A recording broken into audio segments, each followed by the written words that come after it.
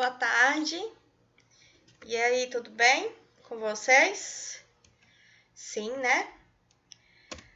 Vamos dar continuidade aí ao nosso segundo bimestre, né?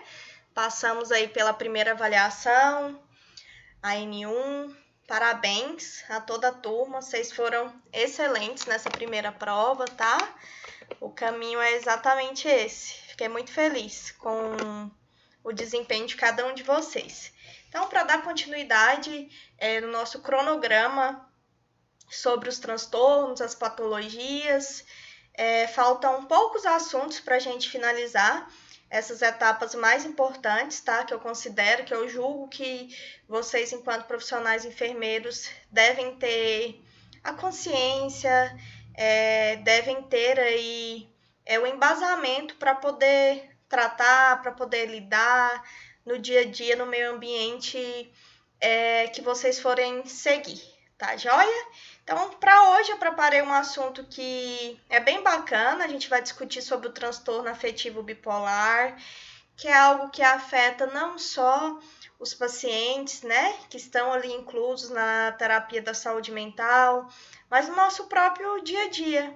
Às vezes a gente convive, né, com pessoas, é bastante comum, que passam por esse tipo de transtorno. Então, vai ser algo que vai contribuir bastante com a vida pessoal de vocês também, tá joia? Então, vamos lá. Trouxe um videozinho bem curto para a gente iniciar essa apresentação, tá? Fiquem atentos.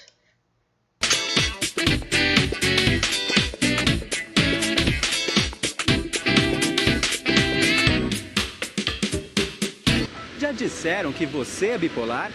Mudanças de humor são frequentes em nossas vidas, mas quando elas começam a sair do controle, podem indicar um problema grave. O transtorno bipolar é uma doença e, como qualquer outra, precisa ser diagnosticada por um especialista. Depressão e euforia são dois estados de humor totalmente opostos. No entanto, esses dois podem ser ciclos da mesma doença, o transtorno bipolar. Eles se alternam, causando alterações frequentes de humor. A depressão é aquela fase em que tudo parece estar ruim. Já na mania, como são chamados os estados de alegria fora do normal, acontece o contrário. O cérebro funciona de uma maneira mais rápida, os pensamentos começam a aumentar em quantidade, começam a fazer mais associações entre um pensamento e outro, ou a pessoa começa a pensar várias coisas ao mesmo tempo. Na parte do humor, o que acontece em geral é uma irritabilidade, um pavio curto, impaciência, pressa. O que diferencia o transtorno bipolar de uma depressão comum é a presença da mania, que apresenta impaciência, inquietação, confiança exagerada, pensamentos acelerados e dificuldade para dormir. Muitas pessoas sentem variações de humor durante toda a vida, mas só quando a situação sai do controle tomam conhecimento do distúrbio. Este é o caso de Teresa, que só aos 46 anos foi diagnosticada com a doença. Foi através de um surto, na verdade. Eu já tinha, assim, durante o decorrer de toda a minha vida, variações de humor, né? Que, a meu ver, eram coisas naturais, né? Eram uma forma versátil de eu ver a vida. Eu olhava as pessoas com um ar de superioridade, né? Então, ninguém estava no meu nível, todos estavam abaixo de mim, eu era a única superpoderosa, a única que conseguia todas as coisas. Este comportamento chamou a atenção da família de Teresa, que ao perceber a gravidade da situação, tentou interná-la. O distúrbio já estava bastante avançado. Na época eu tinha um namorado e eu imaginei que o meu namorado tivesse sofrido um acidente e que nós estávamos indo ao pronto-socorro para vê-lo. Tanto que ninguém precisou me pegar no carro para levar para o pronto-socorro. Eu entrei correndo à procura do meu namorado. Socorro. Cadê ele? Cadê ele? Cadê ele? Aí sim, lá, né, houve até necessidade de uma camisa de força. Hoje, Teresa está bem. Seu tratamento é à base de moderadores de humor e uma terapia, que virou sua paixão. Ela escreve livros e publica suas experiências em seu blog, que se dispõe a ajudar outros portadores da doença. Mas para chegar ao controle das atitudes, o papel da família é muito importante. O papel da família é fundamental, tanto para trazer o paciente quando ele não acha que tem problema nenhum, e ele acha que ele não tem problema nenhum quando ele está em mania ou hipomania. A família precisa entender que não é fraqueza de caráter, não é preguiça, e principalmente em adolescentes, quando eles estão trocando o dia pela noite, de manhã não querem ir para a escola e à noite estão prontos para qualquer balada, é entender que isso pode ser sintoma e não safadeza. A única forma de ter um diagnóstico confiável é conversando abertamente com seu psiquiatra. Não se esforce para justificar o que sente. A recuperação do transtorno se dá a partir da aceitação dele. Para saber mais sobre saúde e bem-estar, acesse minhavida.com.br.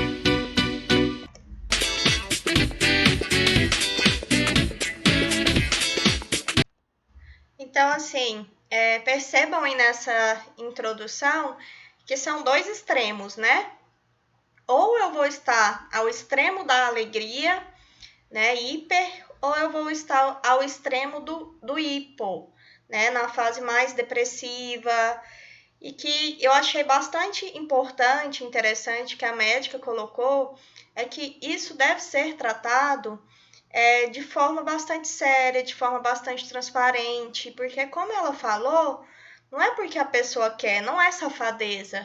Então, a gente tem que ter esse conhecimento justamente para poder saber separar o que é real do que não é real, tá?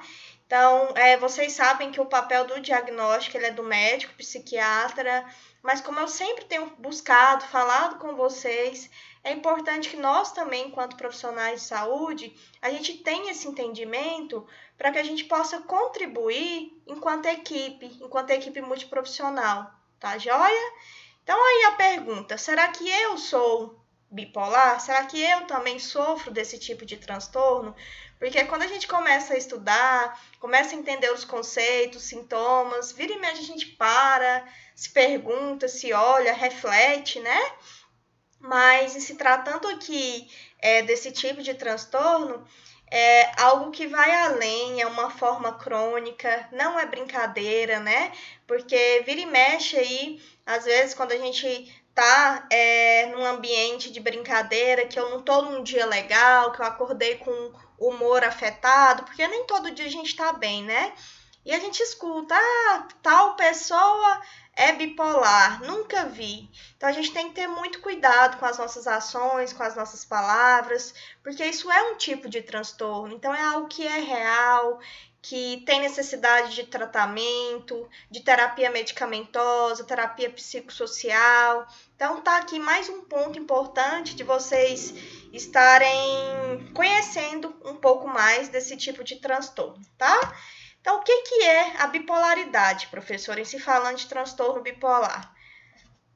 A bipolaridade, ela é um padrão de comportamento. Então, ouviu a palavra bipolaridade, já associam aí com o fato de comportamento, tá?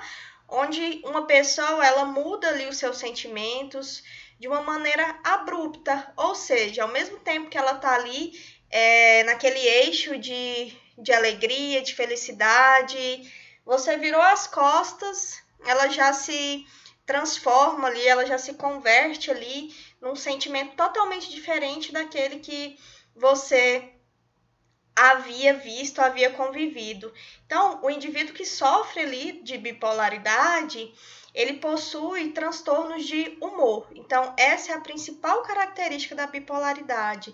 São indivíduos que sofrem aí com essa mudança de humor. Possui aí diversos estágios durante todo esse processo, tá bem? É o que a gente vai entender. Então, o transtorno bipolar, ele também é conhecido como um processo de psicose maníaco-depressiva. A gente já estudou, né, sobre a psicose na aula anterior, a aula da prova. Então, vocês aprenderam, vocês conheceram que a psicose também é um tipo de transtorno que a pessoa acaba saindo ali daquele mundo real que ele vive e vivendo num mundo ali que é totalmente diferente, né? Então, aqui uma tirinha só para quebrar o gelo aqui da aula, ele se pergunta: será que eu sou bipolar? Claro que não. Espera, sou sim. Não sou. E é exatamente isso que essas pessoas, esses pacientes, passam no seu dia a dia, que ao mesmo tempo que ele tem uma percepção de si, ela muda, ela se altera o tempo todo, tá? Então, se falando de transtorno de bipolaridade, acontece ali um descontrole das ações, dos pensamentos, das expressões, tá? Então, Marta Medeiros, ela traz essa frase pra gente: toda emoção, ela é inconstante. Toda paixão, ela se encontra de forma bipolar. Tudo é muito misterioso, gente. Tudo é muito instável. E sorte de quem aprende a se equilibrar nessa gangorra. E aí, vocês concordam? Eu concordo, super. Porque realmente a vida da gente é uma gangorra de acontecimentos, uma gangorra de emoções, de sentimentos. E é exatamente isso que o nosso cérebro, as nossas emoções, as nossas ações, elas têm que saber lidar, saber manter esse equilíbrio do certo, do errado, do constante para o inconstante, da alegria para a tristeza, da emoção para a tristeza. Então, são diversos sentimentos, tá bom? Em relação à epidemiologia, só a título de conhecimento, esse tipo de transtorno ele tem uma grande prevalência, tá, gente? Atinge aí 1,6% da população, tem aí uma marcante constância em pessoas adolescentes entre 18 a 22 anos, e quando acontece com idosos, está relacionado ali com um fator orgânico de alguma patologia, tá? E os quadros atípicos, eles dificultam muito o diagnóstico da doença. Os principais sintomas desse distúrbio, eles são característicos por duas fases. Ou essa pessoa ela entra numa fase de entusiasmo ou numa fase de irritabilidade, tá? Durante a crise maníaca ali, o paciente geralmente ele vai apresentar altos níveis de energia com necessidade de sono reduzido. Então, a fase maníaca ela é marcada por uma fase de hiperatividade. Então, é tudo em excesso, tá? Os sintomas da depressão, ele já inclui ali uma fase mais uma fase mais letárgica, mais apática, onde tem a característica da tristeza, baixa motivação, a perda do interesse, né, por pessoas e por atividades que anteriormente era algo que era prazeroso para essa pessoa. E esses episódios, gente, eles costumam durar alguns dias, também podendo durar semanas, tá? E também ocorrem várias vezes aí por ano ou o ano todo. Cada pessoa, cada indivíduo, ele reage aí de uma forma diferente. Existem, dentro do transtorno de bipolaridade, os estados que eles são considerados mistos. Por quê? O que quer dizer, né? Essa característica mista? Simples, são sintomas ali, tanto de hiperatividade, tanto de sintomas maníacos ou hipomaníacos, existindo ali numa única pessoa. Então, essa pessoa ela altera, ela oscila em estágios, em sintomas mistos. Ou ela entra no estágio maníaco, ou ela entra no estágio hipomaníaco, tá joia? Então, falou de estado misto, é aquele indivíduo, é aquele paciente que ele oscila em duas características. Então, para demonstrar de forma mais real para vocês, é aquele indivíduo que ele vai passar por episódios de fase de euforia e também por episódios de fase depressiva, né? Então, vai coexistindo aí entre uma fase e outra. Então, esses são as características do episódio misto, tá joia?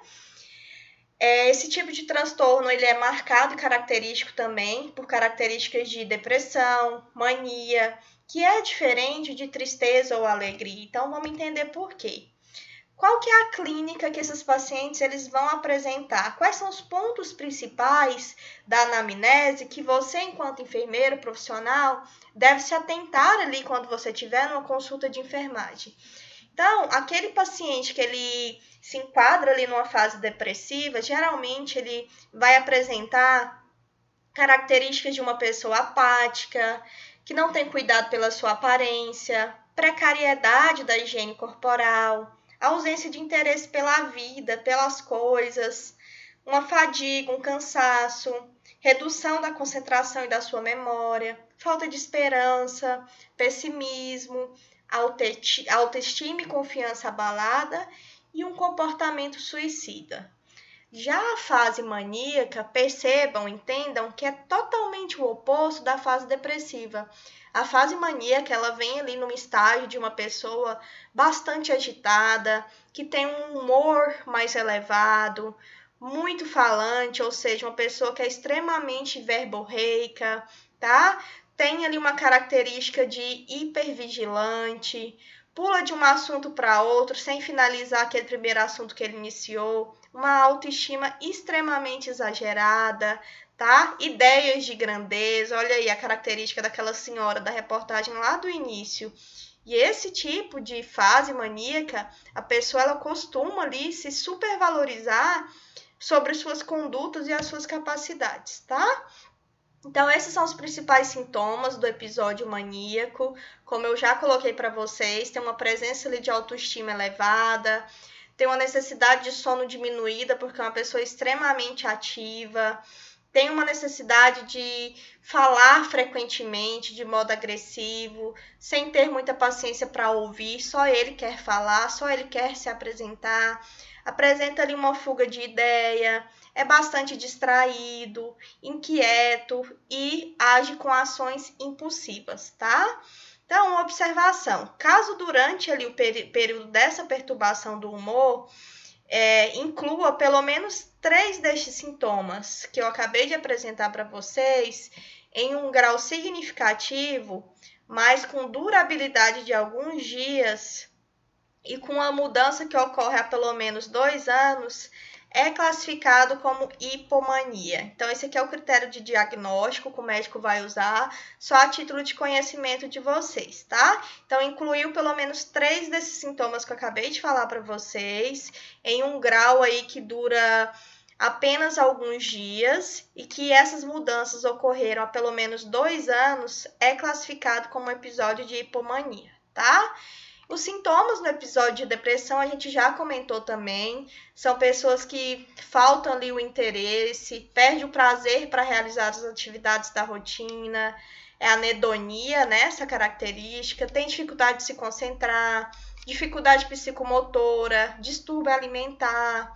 E já nessa situação do episódio depressivo, caso haja 3 ou 4 sintomas destes que eu acabei de descrever para vocês de forma consecutiva, esse cliente, esse paciente, ele já é classificado aí como uma classe de distimia, tá? Então, diferente daqui que eu tenho uma hipomania, aqui na fase depressiva eu vou ter uma distimia, certo?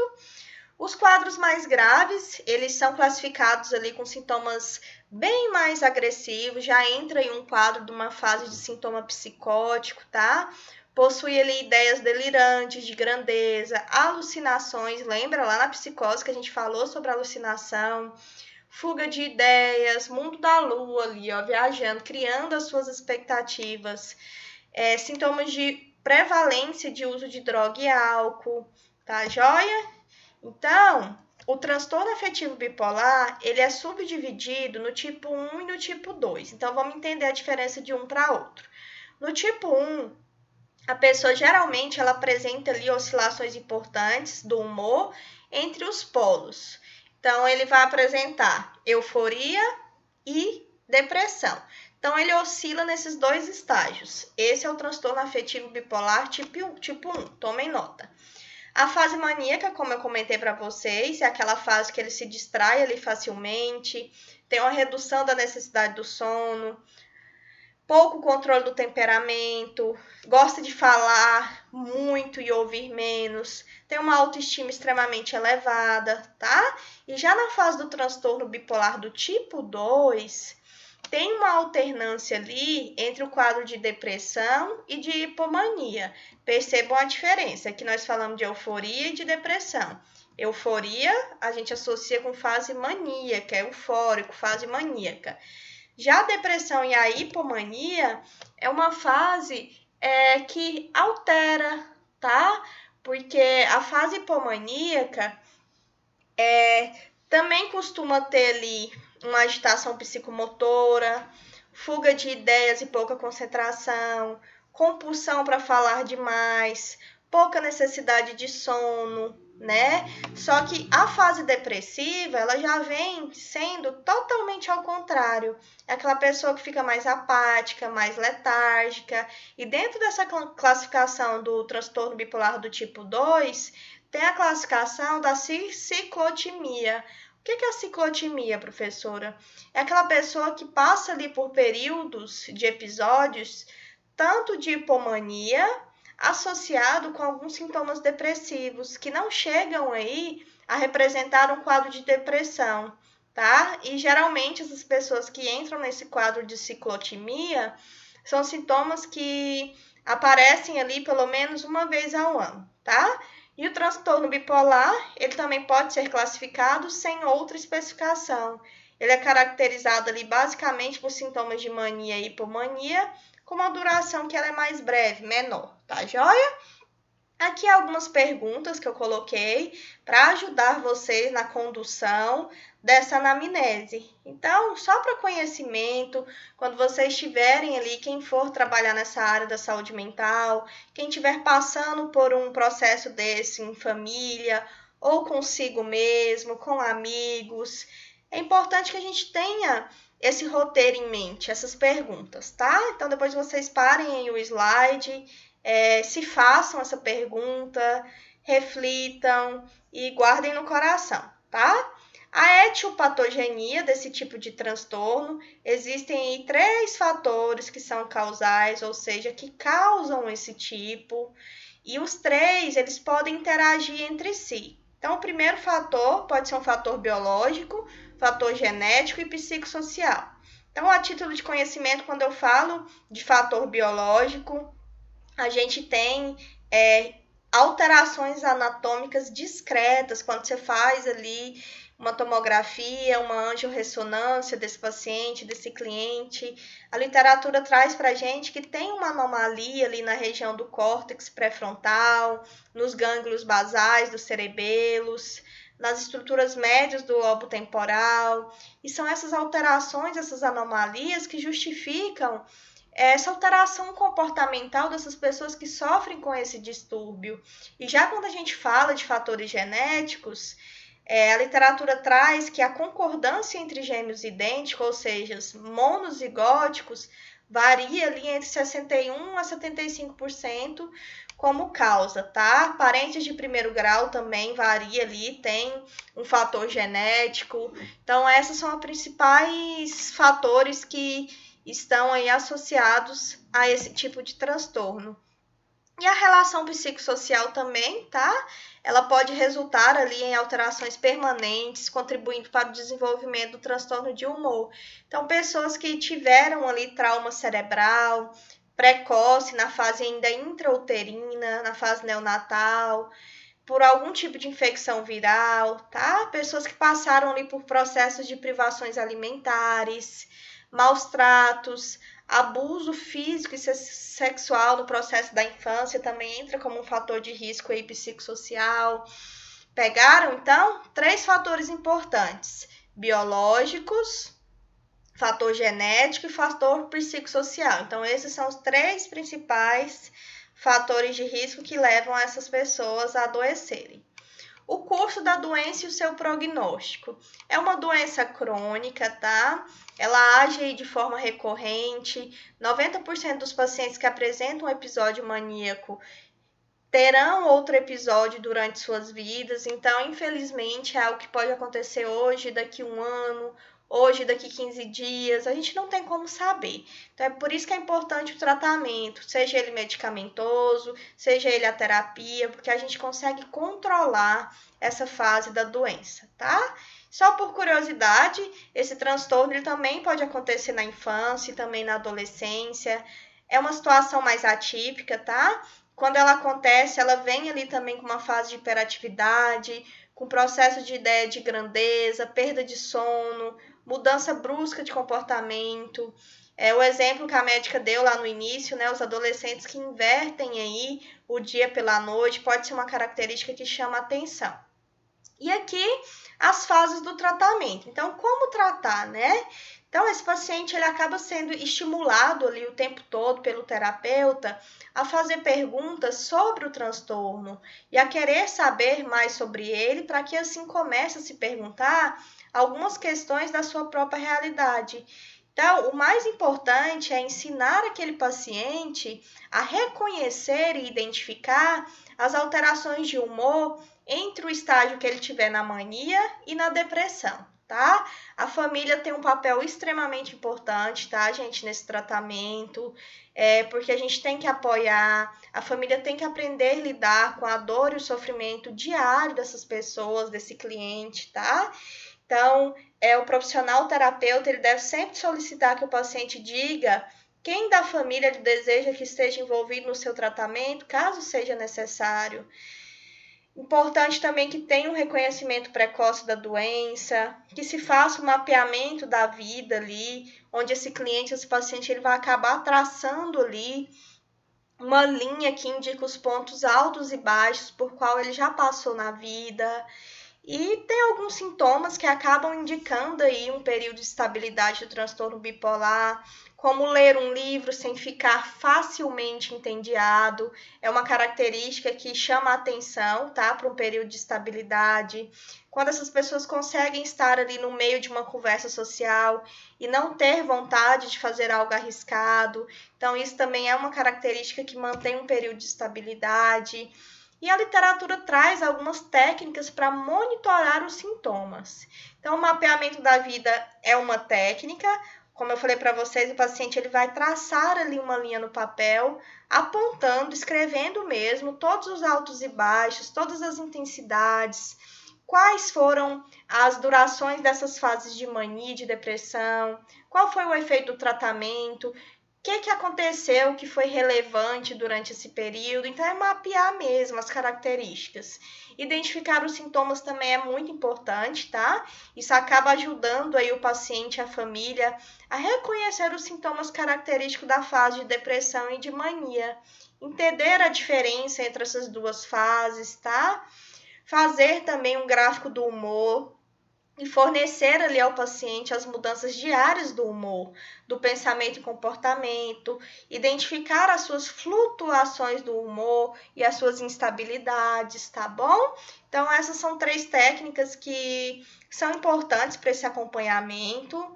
Outra indicação para o tratamento é a fase medicamentosa, um medicamento que é super comum e que ele tem aí na nossa padronização do Sistema Único de Saúde, é o lítio, não sei se vocês conhecem.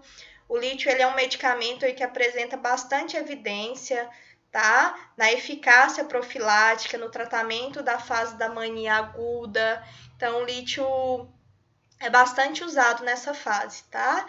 Por quê, gente? O tratamento medicamentoso, ele tem ali como objetivo restaurar o comportamento, controlar os sintomas, prevenir o acontecimento de novos episódios. Então, é justamente para isso que o lítio, ele costuma ser indicado, porque eu vou administrar de forma profilática, tá?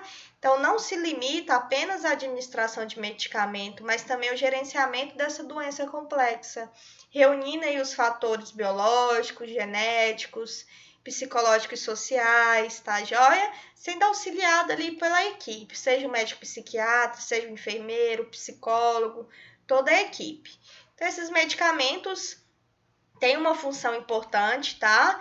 São os estabilizadores de humor, os antidepressivos, os benzodiazepínicos, o antipsicótico e tem uma indicação também de eletroconvulsoterapia. Alguns pacientes eles têm indicação de passar por essa terapia além dessa fase medicamentosa, tá? Então, o tratamento, não se esqueça, ele é feito através ali da terapia farmacológica, tá? Antipsicóticos típicos, trouxe alguns nomes para vocês irem se familiarizando. O Aldol, né? É bastante conhecido. A olanzapina, a quetiapina, bastante conhecida também. Risperidona, bastante indicado tanto no tratamento da fase aguda e ainda em experimentação para profilaxia. Então, esses são os principais. Estabilizadores de humor, há 3 classes, tá?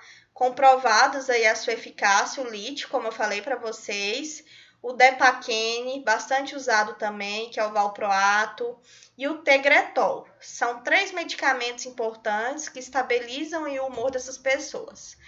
Os antidepressivos e benzodiazepínicos, eles também são indicados aí no uso do transtorno bipolar, tá? Então, essa classe benzodiazepínica, gente, é uma classe que ela tá ali entre os remédios psicotrópicos mais prescritos no mundo, tá?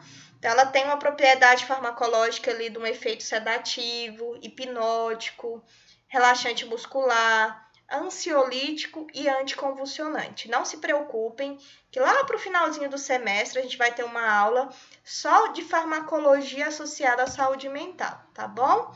Os antipsicóticos também entram ali, e a eletroconvulsoterapia, ela deve ser considerada a um nível de pacientes que se encontram num estágio mais grave, ou pacientes que se encontram em resistência do tratamento, tá?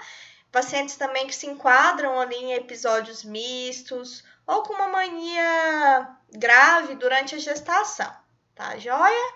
Então é importante aí aprender a lidar com os fatores de estresse. Tem algumas técnicas que podem ajudar, fazer o diário das atividades, focar nas atividades mais essenciais, estabelecer alvos, fazer uma lista de atividades que sejam prazerosas para ti. Eu tô falando agora enquanto paciente, não enquanto profissional, tá? Diminuir as distrações do ambiente que se deve realizar as tarefas. Tem consequências, né? Claro, infelizmente. Pessoas que sofrem desse tipo de distúrbio, ela, querendo ou não, tem um convívio ali na vida social um pouco mais complicado, um pouco mais delicado, tá? Porque no processo da depressão tudo se torna mais difícil, mais custoso. Trabalhar, estudar, conviver com outras pessoas, tá? E durante a fase de hipomania ou de fase mania, a pessoa ela já se sente no nível Harvard ali. Ela tá ótima. Ela não consegue avaliar as consequências da irritabilidade, da desinibição, da sociabilidade na esfera pessoal, tá? Então, tem aí os 2 excessos, tanto na depressão quanto na mania, e isso traz fortes consequências para o dia a dia dessa pessoa. Então, vou ver, eu não sei, tanto faz, talvez, pode ser, acho que sim, são consequências aí do distúrbio na vida social. Então, quase finalizando, de que forma, né, que nós, enquanto profissionais, nós, enquanto seres humanos, podemos ajudar a fazer algo para essas pessoas que são portadoras desse tipo de transtorno, tá? Então, manter ali uma comunicação entre a família e o médico assistencial é essencial, especialmente para reportar a suspeita de ideias de suicídio e desesperança. O foco é nisso aqui, para não chegar nesse nível, tá?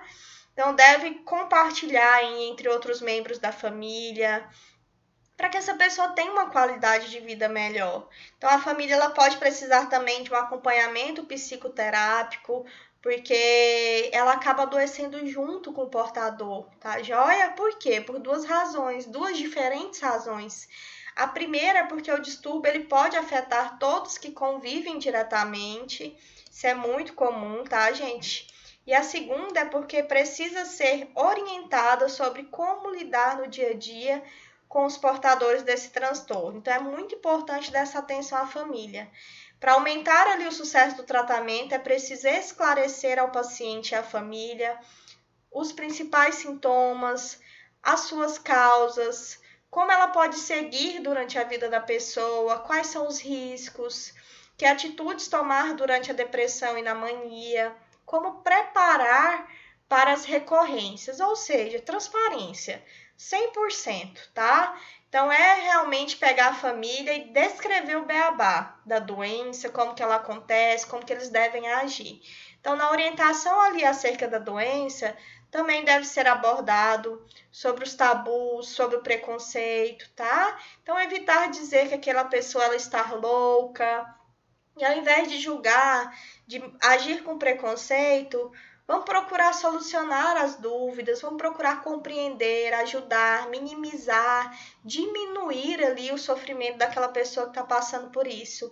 Infelizmente, gente, pacientes e famílias, elas acabam sofrendo ali durante anos, acumulando ressentimento, uma queda do poder aquisitivo, um atraso na formação, uma não aceitação no diagnóstico, tá? Então, outra questão também a ser aprendida é como lidar com uma nova crise. Cuidar aí dessa questão da decepção, da desesperança, da frustração e prevenir as consequências agravantes para que contribua ali na recuperação desse portador. Então, aqui, por curiosidade, eu trouxe um diálogo aí entre o médico e o paciente. Parem aí o vídeo, façam a leitura para vocês terem aí uma ideia de como que esse diálogo ele ocorre dentro do consultório, tá? Então, aqui também é um slide bem objetivo, que engloba praticamente tudo que eu falei aqui com vocês, o que é o transtorno, as duas fases, né? Tanto da mania quanto da depressão, qual que é o tratamento. Então, nesse slide aqui está resumida a aula, tudo que eu passei para vocês, tá joia? Então, só para fixar e não mais esquecer, vamos finalizar aqui com esse videozinho. No Minutos Psíquicos, ganhar ilustrações nos vídeos. As alterações de humor no transtorno afetivo bipolar são extremas, não são claramente explicáveis por fatores externos e trazem grandes prejuízos para a vida da pessoa. A principal característica é a presença do que chamamos de um episódio maníaco ou depressivo. Um episódio maníaco ocorre quando alguém repentinamente demonstra uma extrema euforia, autoconfiança, impulsividade e irritação por um período que pode durar dias, semanas ou meses.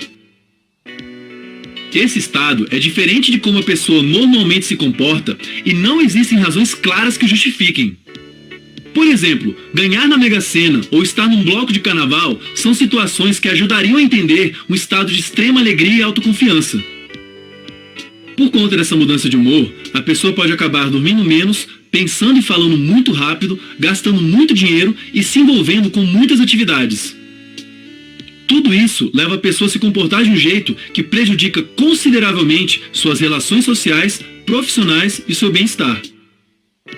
Já o episódio depressivo ocorre quando a pessoa repentinamente se sente muito triste, culpada, desesperançosa e perde prazer pelas suas atividades, por um período de tempo que também pode variar de dias a meses de duração.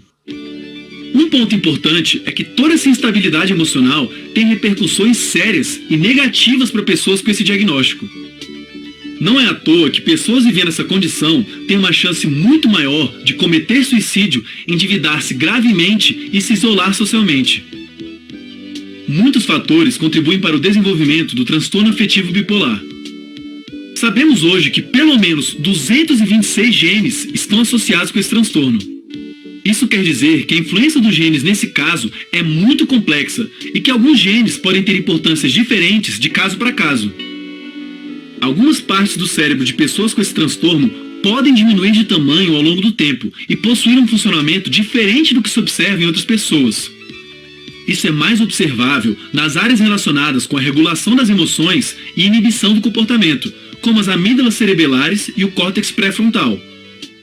Essa diminuição ajuda a entender por que o transtorno tende a surgir na fase adulta e a se agravar ao longo da vida. Ter um humor fluido é algo que faz parte da condição humana. Algumas pessoas têm um humor mais estável, outras possuem um humor menos estável. Mas isso, isoladamente, não nos diz muita coisa sobre a saúde mental de uma pessoa. O humor instável pode ou não indicar essa e muitas outras condições psicopatológicas. Por isso, outras informações são usadas de maneira integrada durante o psicodiagnóstico dessa condição. A depender da presença, duração, gravidade e nível de alternância entre episódios maníacos e depressivos, uma pessoa pode ser diagnosticada em um dos tipos de transtorno afetivo bipolar, como por exemplo o do tipo 1, tipo 2 ou ciclotimia. O diagnóstico nesses casos pode ajudar no planejamento do tratamento, que pode envolver o uso de medicações e também a psicoterapia. Se você se identificou com alguma coisa do que falamos sobre transtorno afetivo bipolar, será que você é bipolar? Muita gente acha que ter um humor instável é o mesmo que possuir o transtorno bipolar. Isso não é verdade. O psicodiagnóstico feito por um profissional qualificado é a melhor maneira de saber se as suas condições de vida se assemelham com a condição que chamamos de transtorno afetivo bipolar. Os tratamentos dessa condição avançaram nas últimas décadas, e hoje em dia, uma pessoa que consegue aderir ao tratamento pode ter uma vida plenamente satisfatória. É isso, né? Então, toda a aula resumida, né, nesse videozinho aí animado para vocês. Ficou alguma dúvida? Quer perguntar alguma coisa? Me mandem aí no chat como comentário, tá? Então, só para descontrair, lá vem besteira, né? Bipolaridade é doença, então pare de dizer que você é bipolar. A única coisa bipolar em você é o seu cabelo, que um dia tá feio e no outro tá horrível. Então, essa é a mensagem final. A gente precisa dar uma importância maior ao que realmente as pessoas estão sentindo. Então, se essa fase está ocorrendo na vida de alguém, é porque ela realmente precisa de ajuda, ela precisa de cuidado, tá bom? Então, essa foi a bibliografia básica que eu usei. Qualquer dúvida, qualquer pergunta, vocês já sabem onde me encontrar. Grande beijo e obrigada, tá? Por quem ficou até aqui. Bons estudos para todos.